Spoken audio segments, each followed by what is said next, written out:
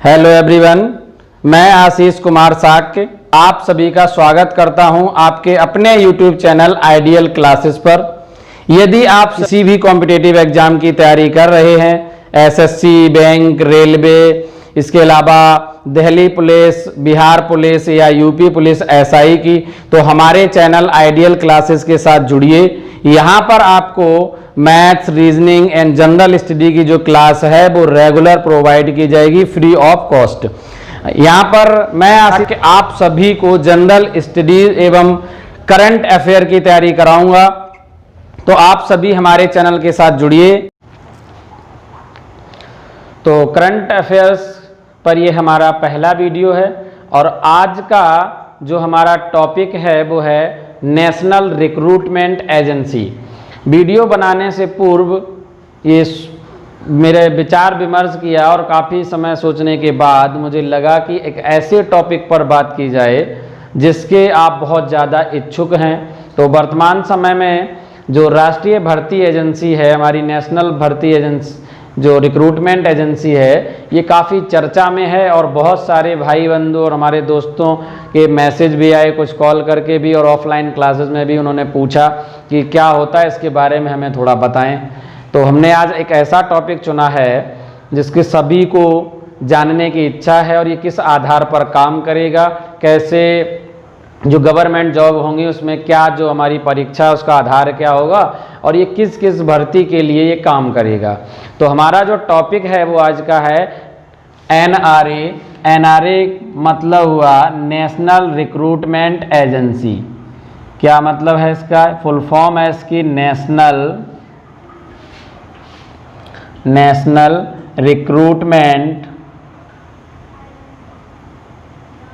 Agency, यानी कि राष्ट्रीय भर्ती एजेंसी।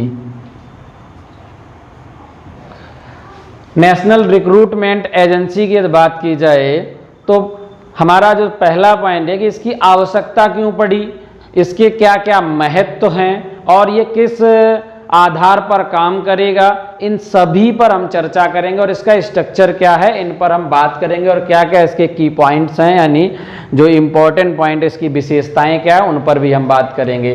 तो हमारा जो आज का जो चर्चा का विषय रहेगा, सबसे पहले यानी जो नेशनल रिक्रूटमेंट एजेंसी है इसकी आवश्यकता क्यों हुई, इस पर हम बात करेंगे। आवश्यकता क्यों, और जब आवश्यकता पे बात करेंगे तब हम देखेंगे कि इसमें इम्पोर्टेंट यानी जो प्रमुख बिंदु क्या हैं, क्या क्या इससे रिलेटेड पॉइंट हैं जो हमें याद रखने चाहिए एग्जाम की दृष्टि से भी और कुछ बेसिक आधार पे भी हमें याद रखने चाहिए। इसके अलावा फिर हम बात करेंगे कि इसकी विशेषताएं क्या क्या हैं और आगे हम चर्चा करेंगे इसके महत्व पर, क्या हमारे लाइफ में इसका इम्पोर्टेंस है, स्टूडेंट लाइफ में क्या इम्पोर्टेंस है, इन टॉपिक पर हम बात करेंगे। तो पहले हम स्टार्ट करते हैं पहले टॉपिक से। हमारा जो पहला टॉपिक है कि आवश्यकता क्यों पड़ी, इसकी क्या कारण थे जिसके कारण हमें एक ऐसी एजेंसी का गठन करना पड़ा, यानी राष्ट्रीय भर्ती एजेंसी का हमें गठन करना पड़ा।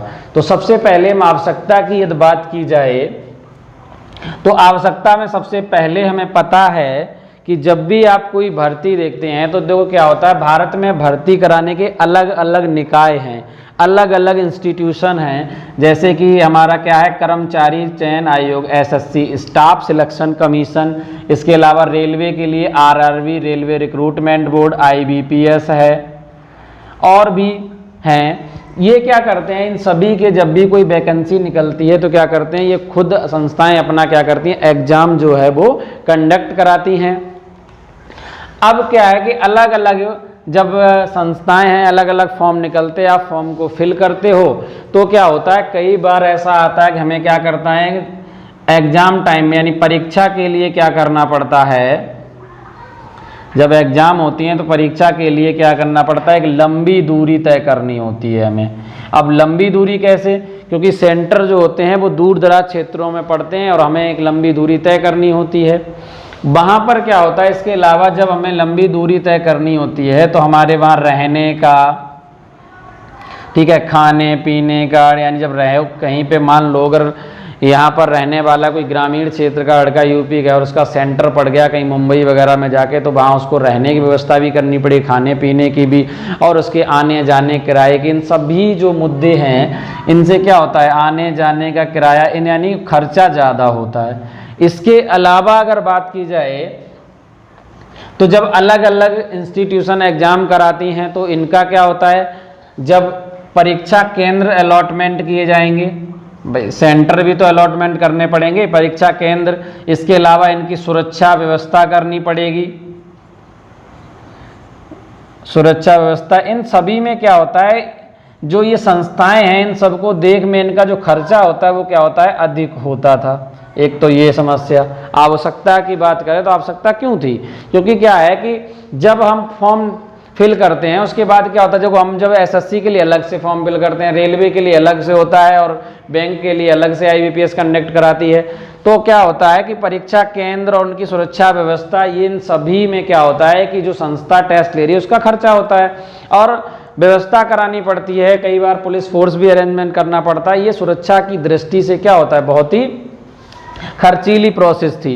इसके अलावा यदि बात की जाए तो हमें पता है भारत में प्रत्येक वर्ष अगर एक अनुमान देखा जाए, पहले 2014 से पहले तो भर्ती खैर ज़्यादा निकलती थी, लेकिन मोदी सरकार, यानी मोदी सरकार तो नहीं कहना चाहिए, भारत सरकार की यदि बात की जाए तो जिसके प्रधानमंत्री श्रीमान नरेंद्र मोदी जी हैं, तो यदि उनकी बात की जाए, वादा तो उन्होंने 2 करोड़ रोजगार का किया था प्रतिवर्ष, लेकिन 2 करोड़ तो मिलना दूर, 1 करोड़ भी नहीं मिला, परंतु एक अनुमान के तहत फिर भी भारत में लगभग यानी 1.25 लाख जो है वो हर बार यानी भर्ती निकलती हैं, और इस 1.25 लाख में लगभग एक अनुमान कहता है 2 करोड़ या 2 से अधिक भी हो जाता कई बार, 2 करोड़ जो है वो अभ्यर्थी क्या करते हैं, फॉर्म फिल करते हैं।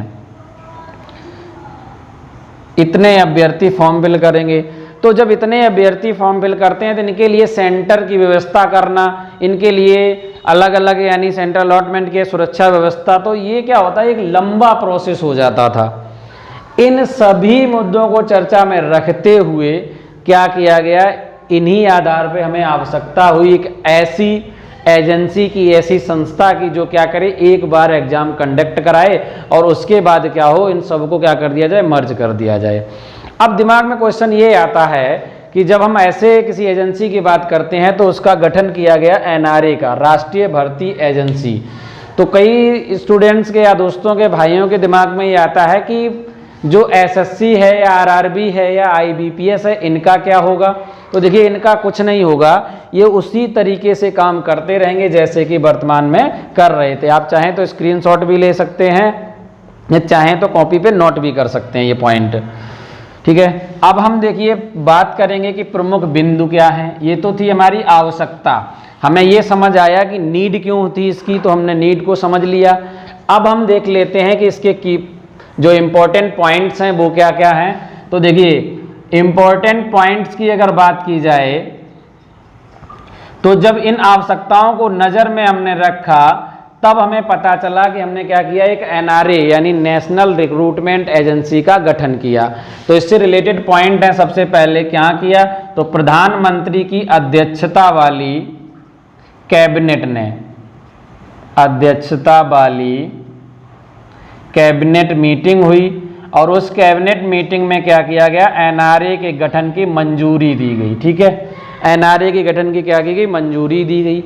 अब एनआरए जो है वो काम किस आधार पे करेगा, तो ये जो एनआरए है यानी नेशनल रिक्रूटमेंट एजेंसी है, इसका काम क्या है, ये देखो अभी तक यानी हमें पता कि आरआरबी, एसएससी, आईबीपीएस ये सभी क्या करती थी, अलग अलग एग्जाम कंडक्ट कराती थी और कई, जैसे हमने कहा कि 1.25 लाख फॉर्म निकले और 2 करोड़ लोगों ने फॉर्म भर दिए अभ्यर्थी ने। तो अब उनके लिए सेंट्रल अलॉटमेंट कराना, फिर बार बार कई चरण में परीक्षा होती थी।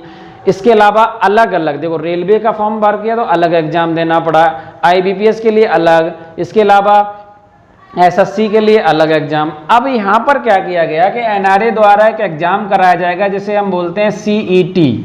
सीईटी क्या होता है, सीईटी का मतलब है common eligibility test, eligibility test.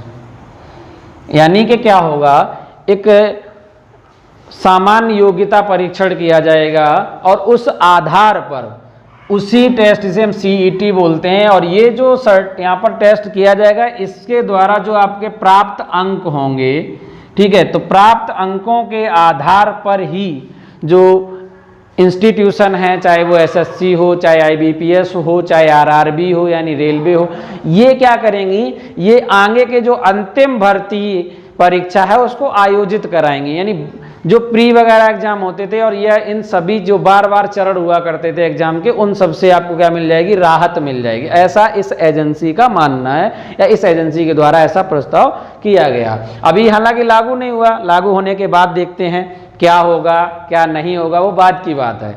फिलहाल इस एजेंसी में माना गया कि हम क्या करेंगे कि एक कॉमन एलिजिबिलिटी टेस्ट करवाएंगे। उस आधार पर जो आपका प्राप्तांक होगा, उन प्राप्तांक अंकों के आधार पर क्या किया जाएगा, जो कोई भी संस्था है, चाहे वो IBPS हो या RRB है या SSC है, ये सभी निकाय हैं, इन्हीं प्राप्त अंकों के आधार पर क्या करेंगे, आपका फाइनल जो है एग्जाम कंडक्ट करवाएंगे। अब इसकी वैलिडिटी की बात करते हैं, क्या है, जो CET आपने दिया है, ये आपके लिए जो अंक हैं इसके, वो 3 वर्षों तक के लिए क्या रहेंगे, मान्य रहेंगे। पॉइंट समझना, जैसे आपने इस बार एग्जाम दिया और CET आपने पास कर लिया, एक मिनिमम क्राइटेरिया सेट किया जाएगा। अब ये जो अंक हैं वो आपके 3 वर्ष के लिए वैलिड रहेंगे। आप एक बार इसमें पास हो गए तो 3 वर्ष तक क्या कर सकते हैं, आप कोई भी SSC का फॉर्म निकला तो आप फिल कर सकते हैं, रेलवे का निकला फॉर्म फिल कर सकते हैं और आप उसके लिए एलिजिबल माने जाएंगे। जिसने CET पास नहीं की वो रेलवे, SSC या IBPS का फॉर्म फिल नहीं कर पाएगा, ये इसके द्वारा होगा। ठीक है, अब 3 वर्ष के लिए मान्य रहेगा, तो पॉइंट दिमाग में आता कि कई बार मान लेंगे और फेल हो गए तो ऐसा नहीं है कि 3 वर्षों के लिए आपको इंतजार करना पड़ेगा, ऐसा बिल्कुल नहीं है। ये एग्जाम कंडक्ट किया जाएगा हर साल, तो आपको क्या करना पड़ेगा, अभी हालांकि ऐसा कोई प्रस्ताव रखा नहीं गया, परंतु साल में 1 बार या 2 बार रखा जाए तो उस आधार पे किया जाएगा। तो एग्जाम आपको देने को मिलेगा, अगर आप इस बार फेल हो गए तो नेक्स्ट बार ट्राई कीजिएगा। बिल्कुल वैसे ही है जैसे कि अभी जो टीचर बनने के लिए हमें क्या करना पड़ता था, जो अध्यापक पात्रता परीक्षा थी उसको पास करना पड़ता था, टैट CTET होते थे, वैसे ही यहाँ पर भी कर दिया, CET कर दिया गया, बिल्कुल उसी आधार पे है ये भी। अब पॉइंट ये है कि हमने ये समझ लिया कि हालांकि 3 वर्ष तक वैलिड रहेगा, कॉमन एलिजिबिलिटी टेस्ट होगा, तो ये तो हमें समझ आ गया। अब हम इसकी विशेषताएं समझ लेते हैं कि इसकी विशेषताएं क्या है और क्या है इसका दायरा, कि या क्या ये सभी एग्जाम्स कंडक्ट करवाएगा और इसका दायरा क्या है, उन सभी के बारे में भी हम बात करेंगे। तो हमारे प्रमुख पॉइंट्स हो गए, यानी इंपॉर्टेंट पॉइंट हो गए, प्रमुख बिंदु हो गए। अब हम नेक्स्ट है विशेषताएं। हमारा अगला जो यहाँ पर पॉइंट है वो क्या है कि हम विशेषताओं पर चर्चा करेंगे कि इसकी विशेषताएं क्या है। तो यदि विशेषताओं की बात की जाए तो विशेषताओं में सबसे पहला पॉइंट तो हमारा यही है, इसे लिमिटेशन भी कह सकते हैं। ये सिर्फ क्या करेगी, ग्रुप बी और ग्रुप सी, ग्रुप बी और ग्रुप सी के क्या करेंगे, एग्जाम कंडक्ट करवाएगी। ऐसा नहीं है कि ग्रुप ए के भी एग्जाम कंडक्ट कराएगी। हालांकि ये जो संस्था है वो कैसी संस्था है, बहु निकाय एजेंसी है। यहां पर ये कहा गया कि जो NRA है, NRA क्या है, एक बहुनिकाय एजेंसी है। बहुनिकाय का मतलब इसमें बहुत से निकाय हैं। कैसे, क्योंकि इसके अंतर्गत क्या है, एक तो आपका RRB है, रेलवे रिक्रूटमेंट बोर्ड, इसके अलावा SSC स्टाफ सिलेक्शन कमीशन और IBPS, रेलवे मंत्रालय और वित्त मंत्रालय की भी इसमें बात की गई।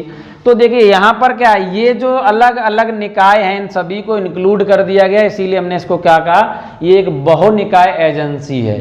अब हम जैसे दायरा हमने बता दिया कि ग्रुप बी और ग्रुप सी के एग्जाम कंडक्ट कराएगी।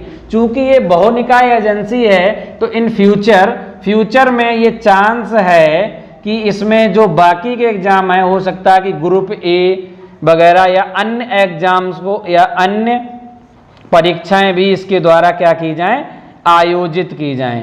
परीक्षाएं इसके द्वारा, ऐसा हो सकता है कि अन्य परीक्षाएं भी इसके द्वारा आयोजित की जाएं। ये भी पॉसिबिलिटी है, क्योंकि जब हम पहले ही इसको बोल रहे हैं कि ये क्या है, एक बहुनिकाय एजेंसी है, तो कहीं ना कहीं ये पॉसिबिलिटी बनती है कि इसके द्वारा कुछ अन्य एग्जाम्स को भी आगे शामिल किया जाए। अभी जो बात की गई है वो क्या है, इसमें ग्रुप बी और ग्रुप सी के एग्जाम जो है वो इसके द्वारा कंडक्ट कराए जाएंगे। तो अभी हमने यहाँ पर समझ लिया कि इसकी विशेषताएं क्या हैं। अब हम देख लेते हैं इसका महत्व समझ लेते हैं, क्या है इसका महत्व, इंपॉर्टेंस क्या है। तो अगर महत्व की बात की जाए तो सबसे पहला तो जो पॉइंट ये है कि ये जो एनआरए है वो 3 स्तर पर जो एग्जाम है वो कंडक्ट कराएगा। कैसे, एक तो इसका लेवल होगा जिसे हम बोलते हैं स्नातक या ग्रेजुएट लेवल, ग्रेजुएट लेवल स्नातक स्तर। दूसरा क्या होगा, 10th+2 लेवल होगा। और तीसरा जो होगा जिसे हम मैट्रिक या क्या बोलते हैं, 10th स्तर, 10th लेवल। यानी कि यहाँ पर क्या होगा, एक स्नातक स्तर पर ग्रेजुएट लेवल पर जो एग्जाम कंडक्ट कराए जाएंगे, दूसरा 10th+2 यानी 12वीं के स्तर पर लेवल पर एग्जाम कंडक्ट होगा, और एक होगा 10th लेवल का एग्जाम। 3 लेवल के एग्जाम इसके द्वारा क्या किए जाएंगे, कंडक्ट किए जाएंगे। ठीक है। इसके अलावा अगर महत्व की बात की जाए तो इसका महत्व ये है कि जब एनआरए का गठन किया गया तो इसमें एक प्रावधान रखा गया, इसमें लगभग 117 जो आकांक्षी जिले हैं, 17 जिलों में क्या किए जाएंगे, उनके सेंटर बनाए जाएंगे, केंद्र बनाए जाएंगे। हालांकि प्रोसेस ये है कि लगभग हर जिला में इसका सेंटर बनाया जाए। अब देखो 117 जिले भी काफ़ी होते हैं, तो यहाँ पर क्या होगा, जो स्टूडेंट दूर दराज जाने की, यानी हमें एग्जाम के दौरान काफ़ी लंबी दूरी तय करनी होती है, उससे हमें क्या मिलेगा, छुटकारा मिलेगा। महत्व पर हम बात कर रहे हैं। देखो, अगर आप एसएससी की तैयारी कर रहे हैं या रेलवे की तैयारी कर रहे हैं या दिल्ली पुलिस, यूपी पुलिस, किसी भी की तैयारी कर रहे हैं, तो इनके पॉइंट्स इंपॉर्टेंट हैं। आप बेसिक पॉइंट लिख लो, इसमें क्या गठन किया, किस आधार पे इसका एग्जाम, ये सब इंपॉर्टेंट पॉइंट हैं। लेकिन अगर आप यूपीएससी की तैयारी कर रहे हैं, यूपीपीसीएस की तैयारी कर रहे हैं, तो आपको हम बिल्कुल इस लेवल से समझा रहे हैं कि आवश्यकता क्या है, प्रमुख बिंदु, विशेषताएं, महत्व, इन सभी पर आपको ये पॉइंट हैं, ये नोट कर लेने चाहिए। 117 जो है वो आकांक्षी जिलों में, 117 जिलों में क्या किया जाएगा, इसका सेंटर बनाया जाएगा। ये इंपॉर्टेंट है कि कितने जिलों में सेंटर बनाया जाएगा, तो 117 जिलों में सेंटर बनाया। इसका लाभ क्या होगा, इसका लाभ ये होगा कि जो आपको लंबी दूरी तय करनी होती थी एग्जाम के लिए, परीक्षा के लिए, उससे क्या मिलेगा, आपको छुटकारा मिलेगा। और सबसे ज़्यादा इसका जो लाभ है वो किसे मिलेगा, ग्रामीण क्षेत्रों को, ग्रामीण क्षेत्र एवं जो महिला अभ्यर्थी हैं, महिला अभ्यर्थियों को, क्योंकि उनको क्या होता था, काफ़ी समस्या होती थी, एग्जाम के लिए लंबी दूरी तय करनी होती थी, तो महिला अभ्यर्थियों को भी क्या होगा, यहाँ से उन्हें जो है वो लाभ मिलेगा, अधिक लाभ मिलेगा।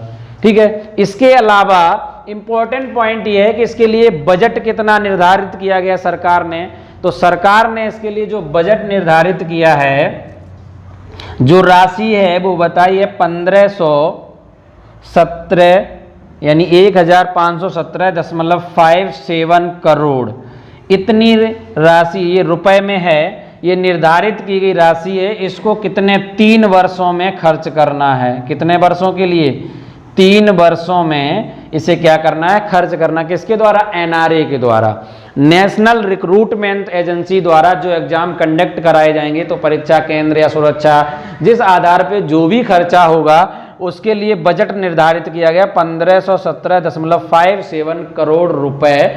वो कितने वर्ष के लिए किया गया, इंपॉर्टेंट है, 3 वर्षों के लिए किया गया। अब पॉइंट ये है कि एक सर्वे के अनुसार ये पता चलता है कि यहाँ पर जो 1517 करोड़ निर्धारित किया गया, एनआरए के गठन के बाद लगभग 3 वर्षों में, यानी प्रत्येक वर्ष जो इससे लाभ होने वाला है, लगभग 3 वर्षों में 600 करोड़ रुपए की क्या हो जाएगी, सेविंग हो जाएगी, बचत हो जाएगी एनआरए के गठन के बाद। जो राष्ट्रीय भर्ती एजेंसी है, इसके गठन के बाद आपको क्या हो जाएगा, 600 करोड़ रुपए की क्या हो जाएगी, सेविंग हो जाएगी। अब स्टूडेंट के लिए इसका लाभ क्या है, विद्यार्थी के लिए भी बहुत लाभ है। इसका लाभ ये है कि एक तो आपको बार बार अलग अलग से एग्जाम के लिए जो पैसे हैं वो नहीं पे करने पड़ेंगे, पेमेंट करनी पड़ती थी।